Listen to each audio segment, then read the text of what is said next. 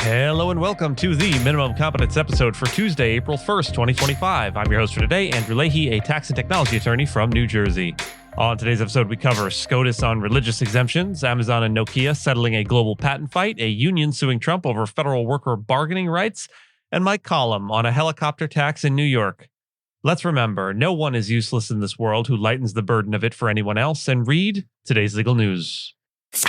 On this day in legal history, April 1st, 1991, the federal minimum wage in the United States increased to $4.25 per hour.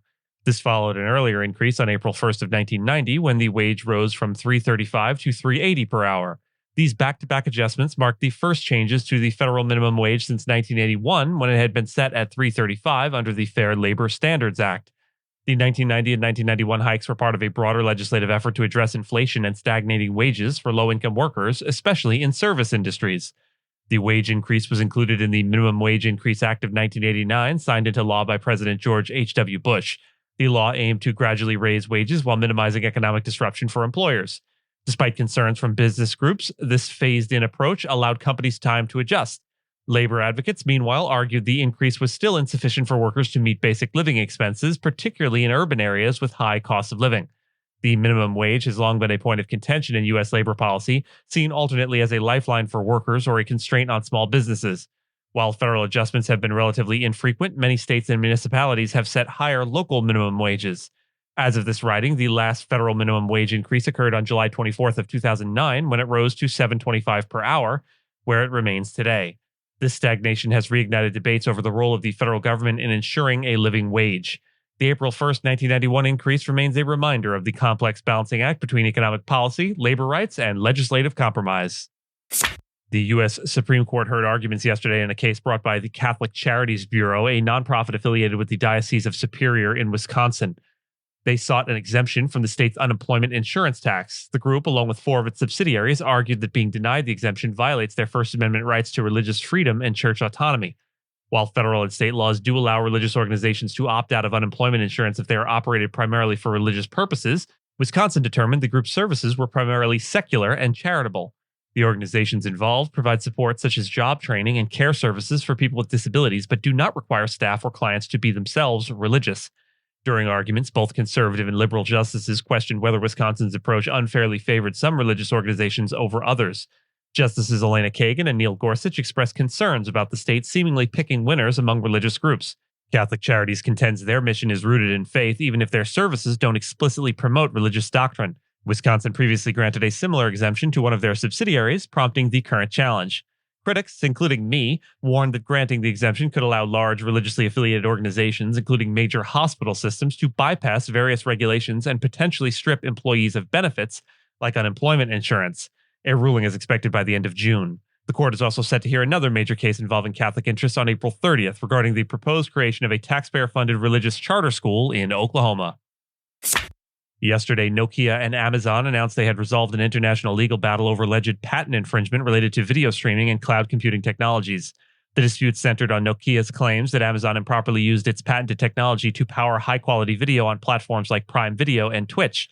Nokia had filed lawsuits in several jurisdictions, including the US, Germany, the UK, India, and the European Unified Patent Court.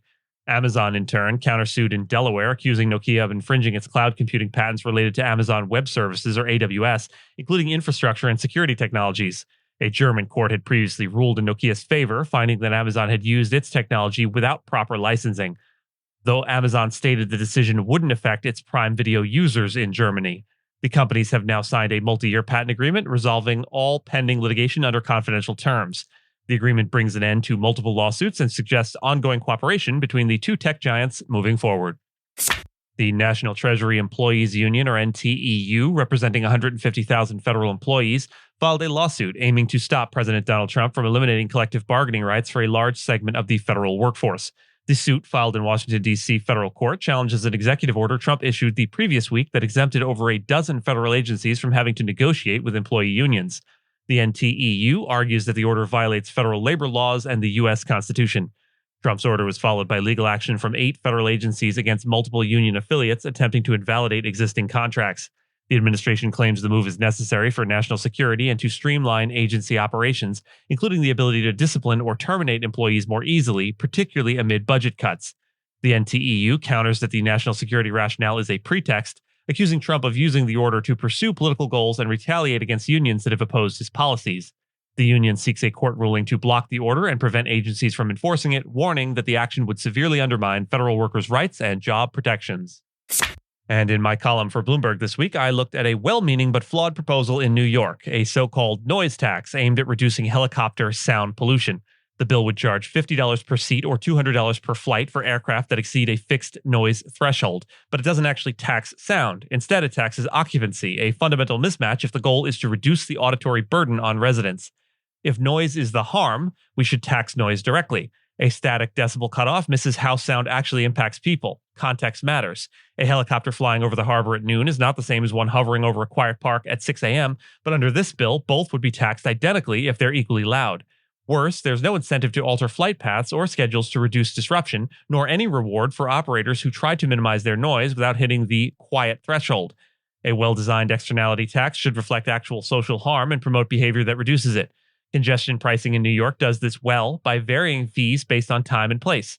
France's noise tax on planes is another good example. It charges more for louder aircraft flying at more sensitive times. New York's bill, by contrast, is more of a symbolic luxury tax that may make air travel slightly pricier, but won't make the skies meaningfully quieter. If the goal is truly to reduce noise, the city needs to tax decibels and not passengers.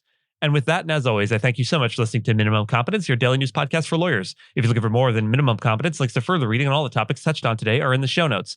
And reviews go a long way towards helping new listeners to find our show. If you have a moment and can leave a rating or review on your podcast player, we'd sure appreciate it. And if you know someone that might be interested in a story we cover, consider sending them the episode. But remember, nothing here should be construed as legal advice because it is certainly not that. Minimum Competence is available at minimumcomp.com and wherever it is you get your finely crafted podcasts. If you haven't checked out the website in a while, give it a look. There are complete transcripts and resources for each episode and its corresponding segments, as well as an opportunity to receive new episodes in email, newsletter, form. We'll see you back here tomorrow, and until then, remember, the pain of parting is nothing to the joy of meeting again.